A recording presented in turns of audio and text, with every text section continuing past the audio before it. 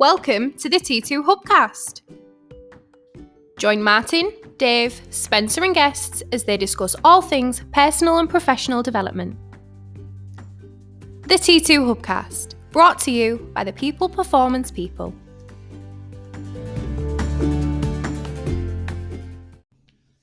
So welcome to the T2 Hubcast with me, Martin Johnson. And me, Spencer Locker. What are you laughing at? You know. What are you laughing at already? You know.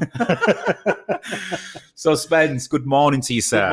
Good morning. We're back in the Hubcast room, and today's topic is, oh God, it's so relevant right now. I think it is the topic that everybody's been talking about for the last year through 2020 with COVID-19, and it's resilience and adaptability. Yeah, but not just any resilience and adaptability. Our resilience and adaptability. Yeah. I mean, we always look at what's happening out there. We always listen to our customers. We always try to get the feel, the temperature of organizations and societies and communities. And I think most of our work in the last year in the one-to-ones and the questions we get asked is around managing this situation, around managing frustrations, emotions, staying resilient, staying on task, looking to the future, remaining positive, all that stuff, which really, really is resilience. Yeah, and I think it's important to understand, and one of the reasons I think why we actually came up with a format that we've done for this particular sort of approach to resilience is because one of the things that we've found with our clients, with the people that we work with, is it seems overwhelming. It's very much overwhelming, particularly when we've got this global pandemic. And yeah, I know it's relevant to the global pandemic, but it's also relevant before and after. So when we start looking at feeling overwhelmed and things, sometimes we've got to look at our logical and rational part of our brain, and we've just got to identify what it is that is challenging our resilience, don't we? We do. Resilience is not just reserved for this situation, like you say. It's part of human nature. We are resilient animals. We're built for resilience. And this is a species. The first point I guess we want to make is we are resilient beasts. I mean, we've come this many years through evolution and survived many, many pandemics and viruses and threats to, human extinction through being resilient. And I was on a one-to-one yesterday with a really a good customer of mine who's also become quite a good friend as well, and we was talking about this because she's going through a really difficult time at the minute for numerous reasons, and I was saying it's not our ability to find happiness and fulfillment that defines us. It's our ability to endure suffering. When we have an ability to endure suffering, from minor stress and anxiety to the odd pressurized situation to life-changing events, we are one hell of a resilient beast.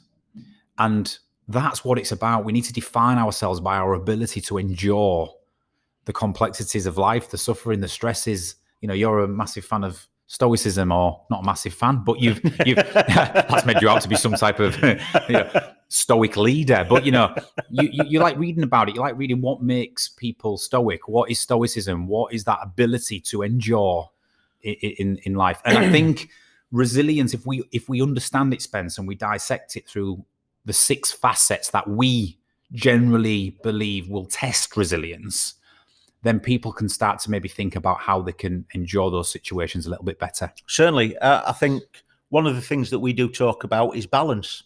And I think that when we go through this rich tapestry of life, this journey that we go on from birth to death, the bit in the middle is the interesting bit. But as we go through that, we've got to realize that there's got to be balance. We can't be happy and contented all the time.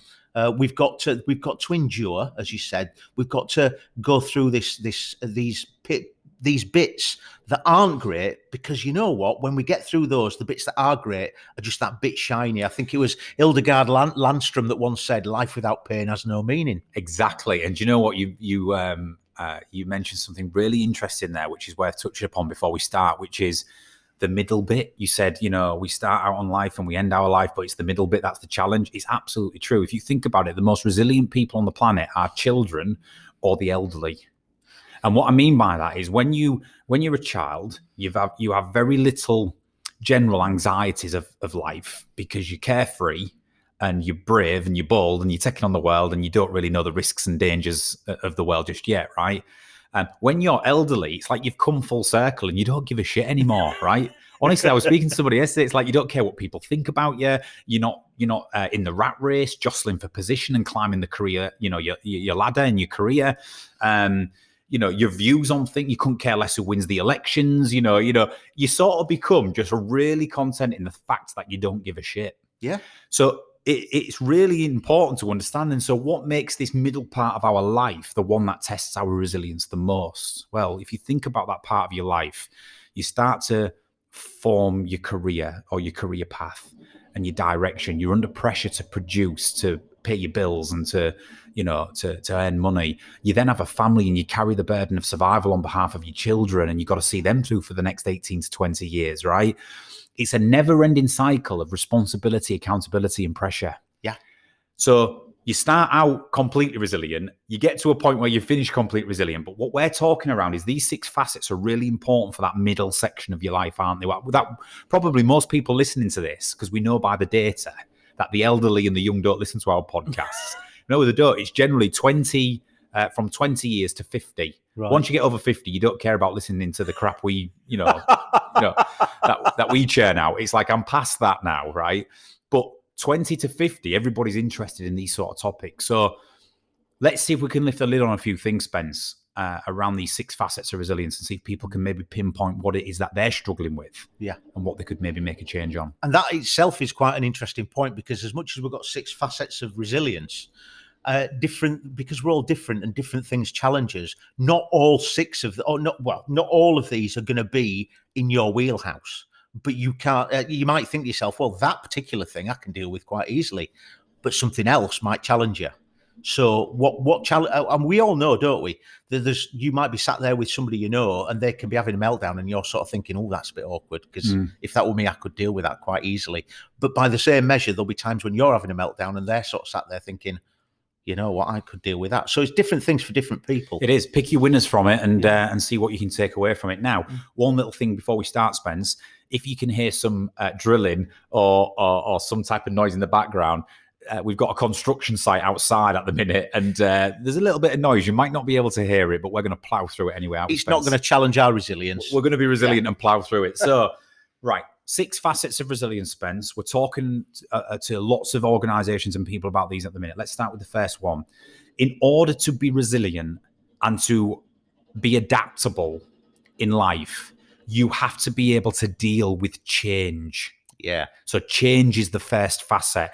We generally don't deal with change very well as a Homo sapiens species, because of the fact that our innate number one function is survival, and generally change signals a threat to us. If we're unsure about what this change means, whether we're moving house, whether we're changing jobs, whether something dramatically changes in our life or in our career, it makes us feel uneasy and uncertain, which then tests our resilience. Certainly, and again, it's that understanding, it's that not knowing, isn't it? It's that's something different. We do talk about communicating change effectively, and if only it was that simple. But it's understanding change and appreciating change. Again, we've talked about this. When somebody turns around and says, we're going to go through some change, well, that's the middle bit, isn't it? That's the journey.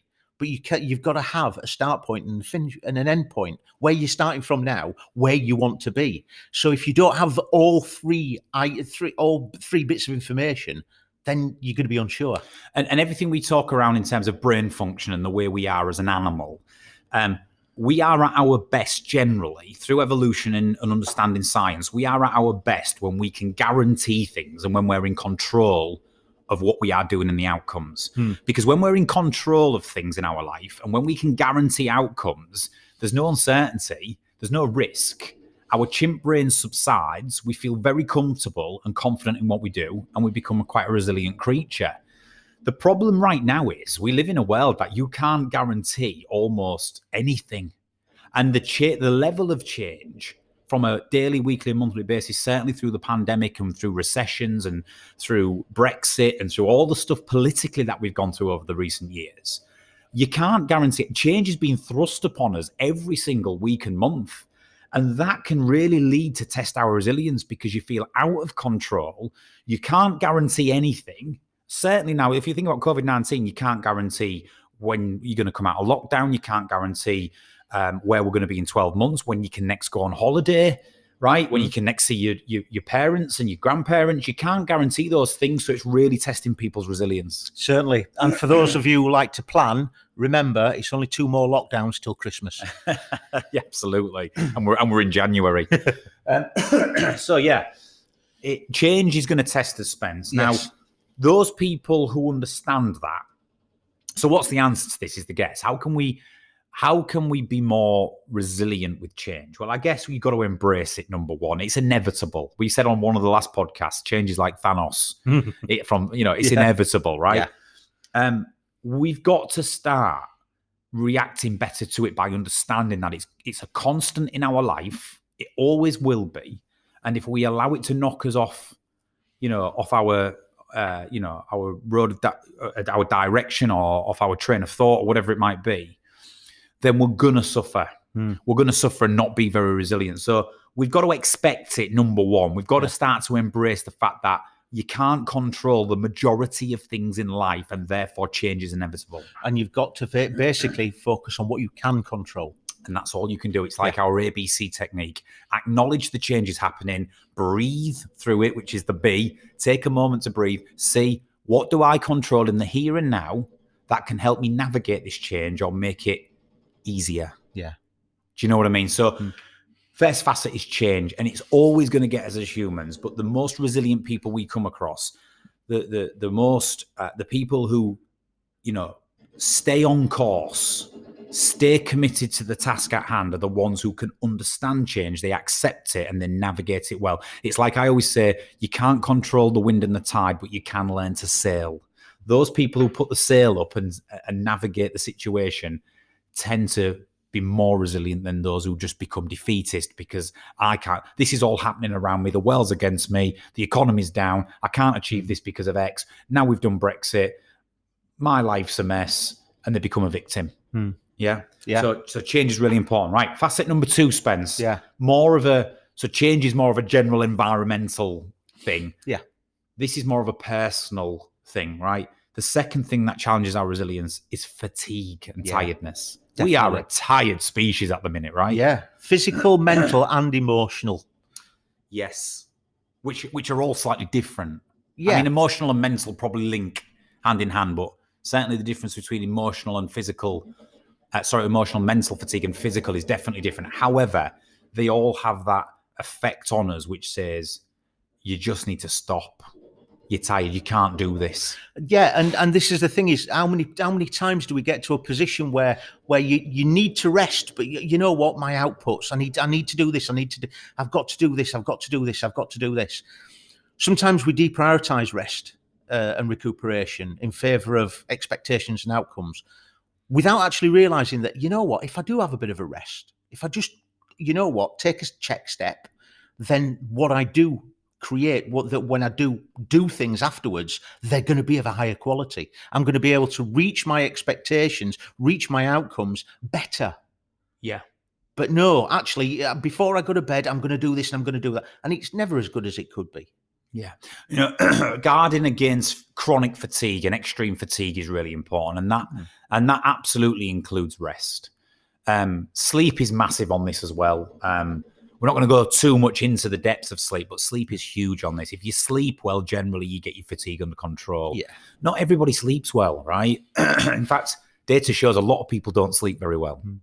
So managing your fatigue through rest is really important. Knowing when to listen to your body is really important, isn't it? Yeah, certainly. And I think one of the things that I think you said not so long a couple of podcasts back. If I look after me looks after everything else. And sometimes we skip that, don't we? Because we try and look after everything else, and you forget about yourself. And the basics of just resetting for a couple of weeks by getting an early night, staying off the booze, eating a little bit healthier, exercising every day, just doing the small basic things for a couple of weeks to reset and give yourself a bit of energy is not a bad idea, right? But yeah, fatigue can really test our resilience, because when we're tired, if we did a podcast once, Spence, on the 3 pre-stages of stress. It was tiredness and fatigue, number 1. I think it was hunger and dehydration. It was social isolation. So it's one of the big 3 pre-states of stress, which then by its sheer nature makes you not very resilient when you're highly stressed. So making sure that you understand and recognize when you're fatigued. And this is the thing, not everybody recognizes when they're fatigued. We all have this, I'm fine. No, I'm fine. And we have this stiff upper lip and we want to carry on regardless. And we don't recognize the signs that says, you need to slow down. You need to rest, take some time, or look after yourself a little bit more. And it's stigmatized. It's stigmatized in the modern world. How many times has my wife turned around to me and said, "Were you sleeping then?" And I wasn't sleeping. I was resting my eyes. Yeah. But that's the thing, is you don't want to admit to it. Sometimes, I mean, where it's not necessarily an age thing, but it is sometimes does become an age thing where, you know what, you need that little bit of a combat kip in an afternoon. Absolutely.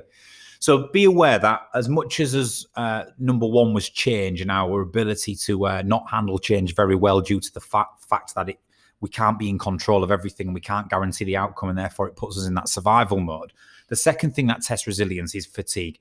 People's ability to operate under fatigue where needed is really important, but also an individual's ability to recognize where enough's enough and we need to have some rest and recuperation and recharge the batteries is really, really important as well. It'll just help you be more resilient, because I defy any human being on the planet, anybody who, any SAS soldier, anybody who's been through extreme fatigue and operated through it. I defy any human being. It's the laws of nature to keep going and not crumble at some point. Yeah.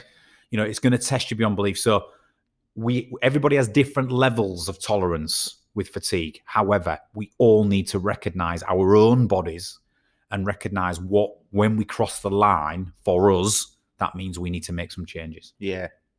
Number 3, let's move it on to this. The third facet that is really going to test our resilience as human being is conflict. Now, conflict has been around since the birth of mankind. We have been in conflict with each other from, Neanderthals and Homo sapiens back in the days, foragers, right through to farmers fighting over land in the agricultural revolution, through to countries being at warfare over political situations. Fast forward to today when we still have lots of conflict in the world, right? Conflicts between human beings and people is a weekly and everyday occurrence, whether it's families falling out, friends falling out, businesses falling out, societies falling out, whatever it might be. And it's not always about falling out. It's about having a difference of opinion. It's about having a different set of values, different standpoints. We live in a world now where those views and opinions and values can be digested and read on any internet forum, on any social media site. We can disagree with people on a every minute of the day. And we're generally seeing this polarization that we always talk about, Spence, as a result of that. But however, the point we're making here is conflict is part of mankind. It's part of our DNA, right? It's never going to go away. And to an extent, there's an argument to say, nor should it, right? So you got to get used to managing it. You got to get used to navigating it. If you're one of these people who you don't mind conflict, in fact, you'll jump straight into conflict, both barrels, but it's slightly counterproductive, then that's not good. If you're one of these people who hate conflict and shy away from it, and it's your worst nightmare, you're not going to be very resilient in life. So I think the key to what we're saying here is understand that conflict is one of the 6 facets that will test your resilience, and you can't always meet it head on and stamp it out, and you can't always shy away from it. You got to learn to navigate it, to deal with it effectively, to diffuse it. Do you think that's the right word? I think, yes. Try and diffuse it. Yeah, definitely. When we start talking about differences of opinions and polarization, we're seeing that a lot, particularly on social media. If you don't agree with me, then you're against me. And you can see how, let's face facts here. Social media is not the best place and the best medium to express an opinion. Because people, you know what it's like reading an email. You take it the wrong way. You interpret it in a certain way. Then yeah, it's not the best medium, but it's the understanding that difference is, as you said, natural. It's diversity. It's true diversity, and true diversity is not necessarily right or wrong or good or bad. It's just different. Yeah. And when we can understand that it's just different, when somebody says something and you automatically take the opposing view, it might strike at your heart. It might strike at everything you stand for. But understanding that they're not having a dig at you, it's just their opinion. You've got your opinion, they've got their opinion. It's just different.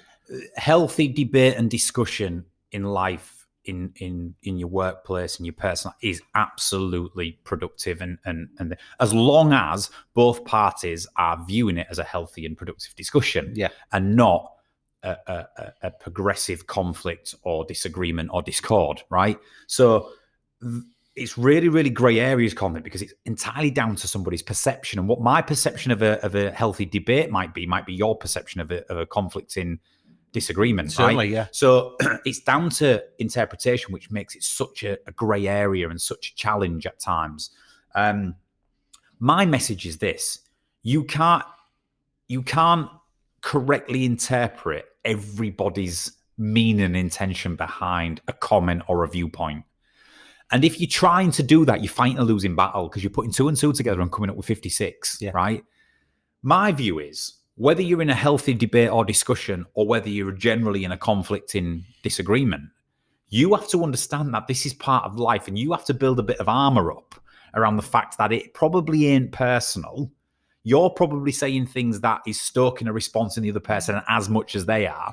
We both view the world in a slightly different way, clearly, and that is fine. Nobody's right or wrong. We just see the world differently. Yeah. When you can start building up some armor around that, you will become less emotive around what things mean and the response. And because almost always it turns in from a debate into, you've got it in for me, or you're trying to make me look bad in front of people. Do you know what I mean? Yeah. So putting some armor up and developing some armor around conflict is really important. Otherwise, you're not going to be very resilient. If you're a person who gets offended at everything, we talk about this woke culture we have, this cancel culture in modern day society. We're becoming more offended by things at everything because we don't deal very well with opinions and views and thoughts. And I think you've got to start developing your armor around this. Otherwise, you're going to be offended by everything, and you're not going to be very resilient. No, I love the thing that Dave says: listen to understand rather than listen to reply.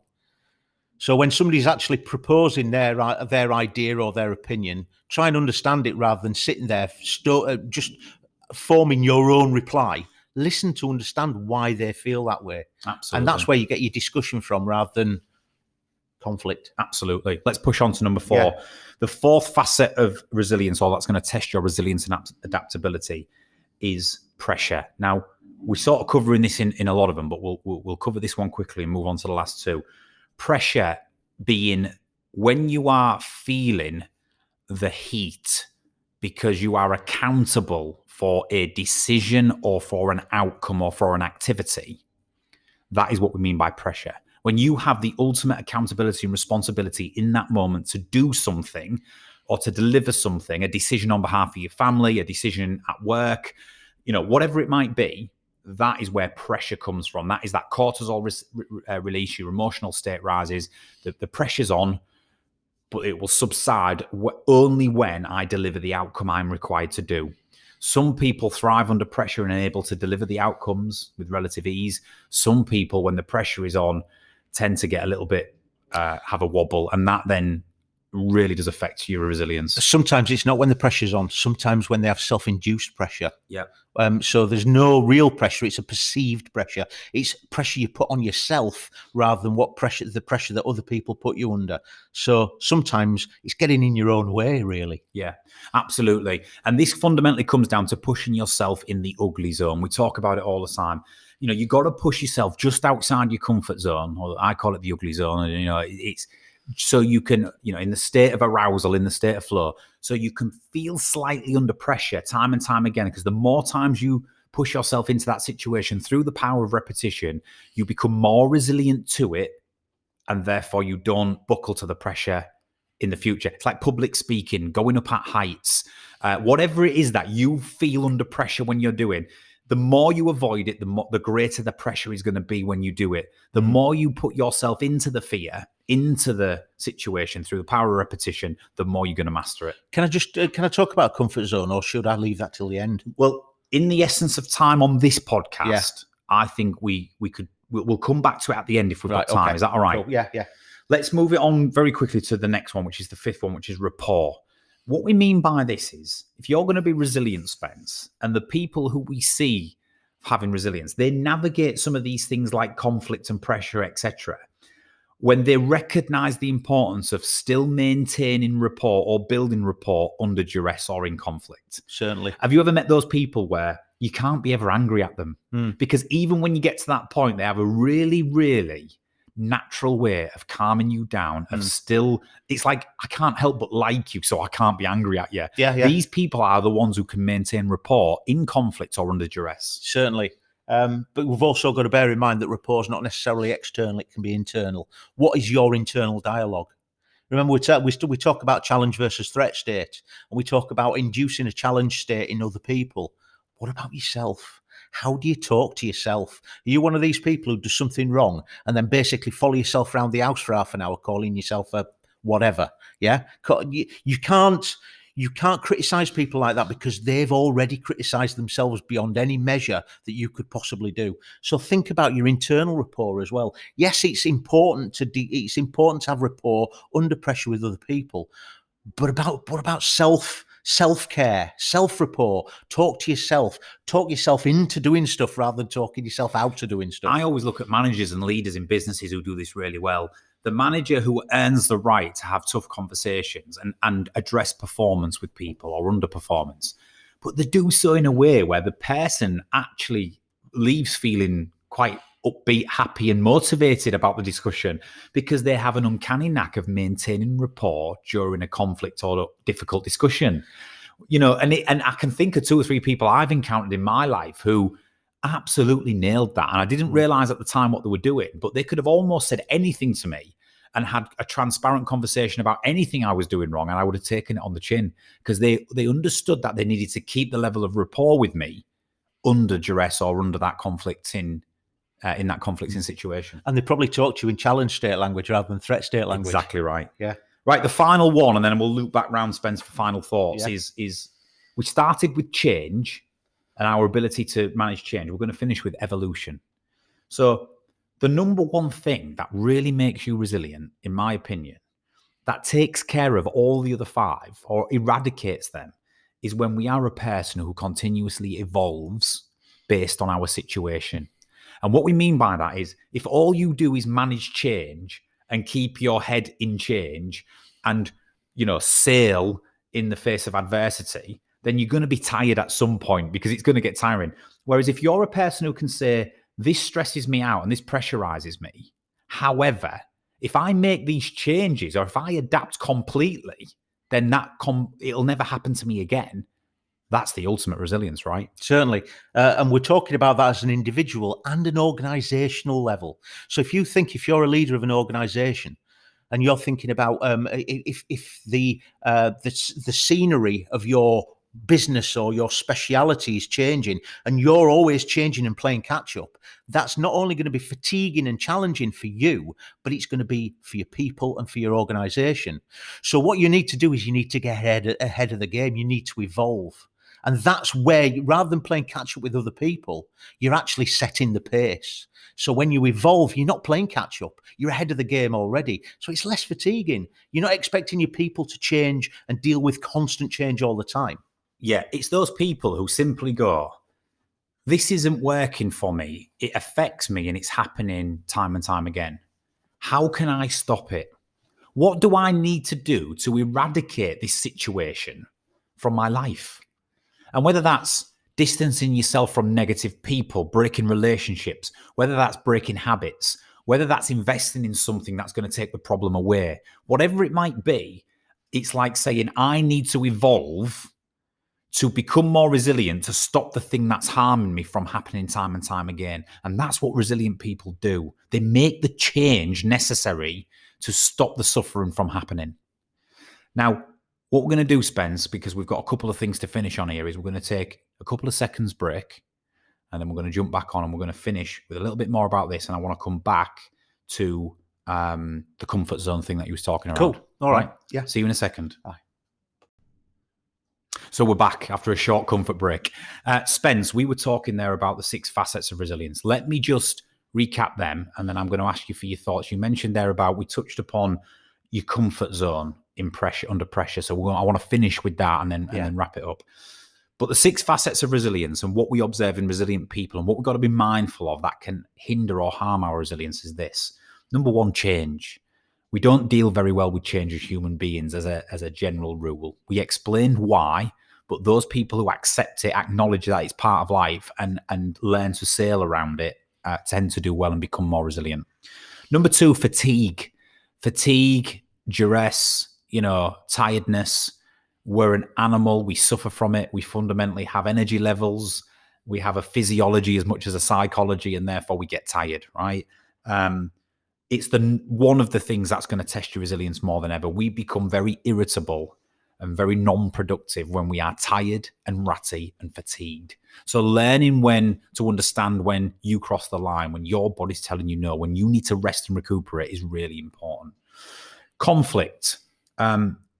Conflict is part of human nature, right? It's been with us for millions of years. It will always exist. And if you're not very comfortable in it, or you get really, really harmed by it or affected by it, you're not going to be very resilient in this life. You have got to understand that conflict is a part of human nature. It plays out in many different ways, but you have got to find that middle ground and try and diffuse conflict rather than run away from it or meet it head on. Pressure. Now, we're going to finish on this, Spence, but we talked very briefly about pressure. And when we are accountable for something as human beings in our personal or professional life, when we have to make decisions, when we have to drive the outcome, when the pressure is on, it can tend to test our resilience. And some people deal with that better than others. Rapport, interesting one. We talked about those people who are really resilient don't react to a lot of these situations. They understand that maintaining rapport with other people under duress and in conflict is really important. They have an uncanny knack of doing that. Maintaining rapport maintains collaboration, which means you're not alone, which means you're going to have more resilience. And finally, evolution. If we have to manage change to be resilient, then the ultimate weapon against anything that's going to test your resilience is the ability to evolve, to recognize something, a pattern of events that's happening time and time again, and make some changes to eradicate that problem from your life. That's going to then help you in turn become more resilient. Yeah, certainly. But let me come back, Spence, to the pressure conversation we had. We talked very quickly about pushing yourself outside your comfort zone. I called it the ugly zone. Yeah. Putting yourself into the fear of something that tests your resilience time and time again, which then creates autopilots in the brain. That means the stress subsides when you do encounter that situation, which by the nature of it makes you more resilient. Yeah. We talk about Malcolm Gladwell's 10,000 hour rule. Matthew Said talks about repetition in black box thinking. And Cheat me high, chick sent me high in the flow state. Yeah. So there's plenty of philosophies and theories out there and science that shows that repetition.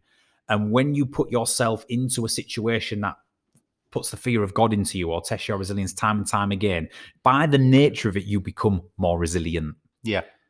You wanted to visit something on that in terms of comfort zone. I did. So one of the things that we found out I found out particularly over the past few years has been about different people with different unconscious motivators. And some people like to be pushed out the comfort zone. Some people don't like to be pushed out the comfort zone. Some people don't want to be pushed too far out the comfort zone. But social media and these people who would like to be influencers, motivational speakers and all this, that and the other, suggest that the comfort zone is a binary thing.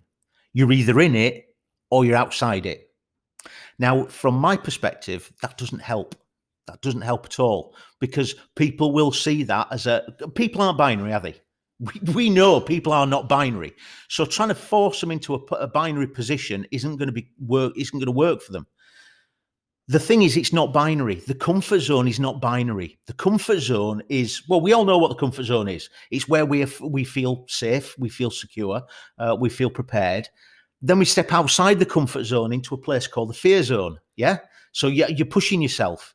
The thing is, some people don't like the fear zone because they don't see past it. Remember, we said binary. And that's what I was calling the ugly zone, isn't Yeah. it? The fear zone. It's Yeah. like that. It's like I've my emotions have risen. The heat is on. Yeah. I feel slightly uncomfortable. I'm getting that fear sensation that there could be a risk here or a consequence. Yeah. However, I'm still able to step into it. That's what we're talking about here, aren't we? Yeah. So when we start looking at it from a binary perspective, that's the other bit. So you've got your comfort zone and you've got your outside the comfort zone. People will get stressed and their resilience will be challenged because there's nowhere else to go. You're either in your comfort zone or you're outside your comfort zone. And this is where the fallacy should end, because beyond the fear zone, we've got the learning zone. Yeah. So we've got the comfort zone, and then outside the comfort zone, we've got the fear zone, the ugly zone. But beyond that, if we can push through the fear zone, the ugly zone, we have got the learning zone. So this is when we start actually, the fear starts subsiding. There's certain anxiety, a certain amount of anxiety, but we're actually learning new things. Yeah, and this explains for anybody listening why, if ever you've pushed yourself to do something you dread, like a public speaking gig, like a 5K run, like getting on a plane for the first time, whatever it is, right, that you dread, you go through this journey. You go, right, I feel comfortable, and then the fear and anxiety starts building as you get towards the event. You then have a complete wobble where you go, no, retract, go back, get out of here, right? For those who stay in it, they end up doing what they've actually committed to doing.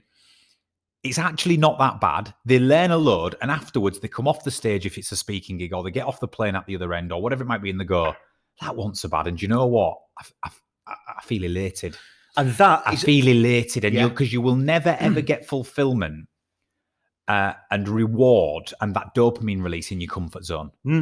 To get that real reward response in life, that sense of achievement, you've got to transition through the fear zone into the learning zone. Yeah. Commit to something and complete it. So actually you feel like $1 million afterwards. Yeah.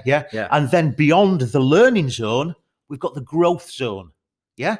So yes, you've done it, but then you continue to do it and you get that confidence. Yeah.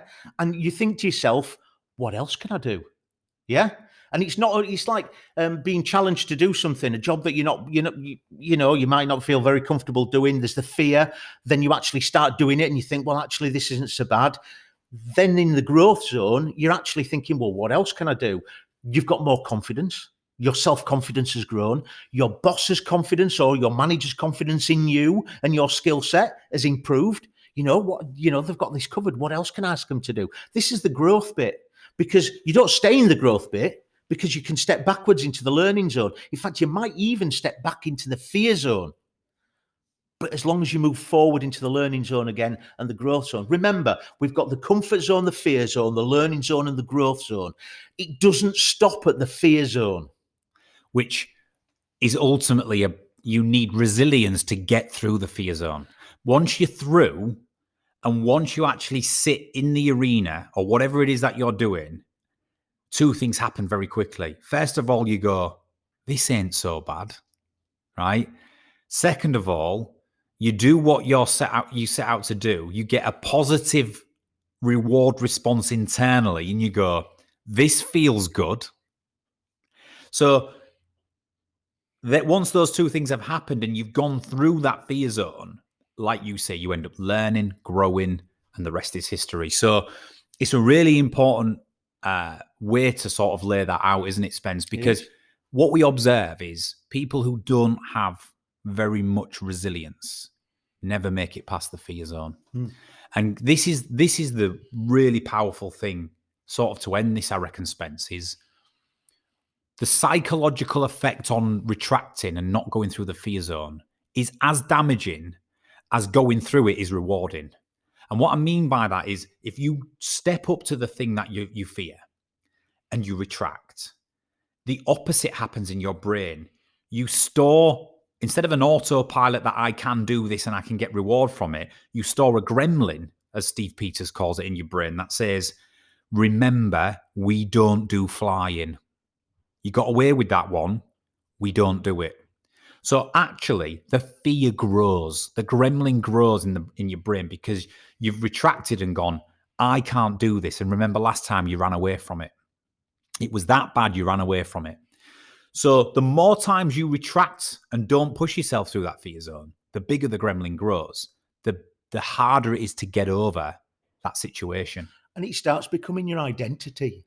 I don't do public speaking. Yeah. Why not? Yeah. We hear it all the time. I'm not very good at that. I don't do that. I could never do what you do. The amount of people who say to me, I could never do what you do, and stand on a stage in front of thousands of people and talk. And I say, well, if that's what you think, that will be your reality. Yeah. But do you know what? I was like you once, who feared the God in public speaking. I remember my first gig in front of 12 people at a small university, and I was absolutely bricking it, and I nearly collapsed in the car afterwards, right? Yeah. But through the power of repetition and going through that fear zone time and time again, which I still do today, 14 years on, right? You develop the level of resilience and the skills and the reward. The biggest thing for me is the reason I am willing to go through it time and time again is because I have experienced the reward. I've experienced that when you get home on a night after a great gig, and you'll know what I mean, and you're knackered. You call it bootstrapped, or chin strapped. Yeah. When I'm chin strapped and he texts me and he says, "Oh, great gig today, but I'm chin strapped." I know you're sat on your settee with dopamine flowing through your brain, going, "Nailed that, nailed it, and I've made a difference." Mate. Yeah, absolutely, right there, mate. And that's the greatest feeling in the world. Yeah. And if you don't have the resilience and build the resilience to push through that fear zone, you're never going to experience it. So I think that's a great point to end on, Spence. And that's what resilient people do. Certainly. I think that's been a great podcast. And I hope some people can really listen to that and give themselves a push, or find the area that's hindering them the most. As always, we will probably listen back to that. We'll see where it's gone, and we'll come back with more. Yeah. Spencer Locker, thank you very much. Martin Johnson, it's been a pleasure. And we'll be back shortly with another T2 Hubcast.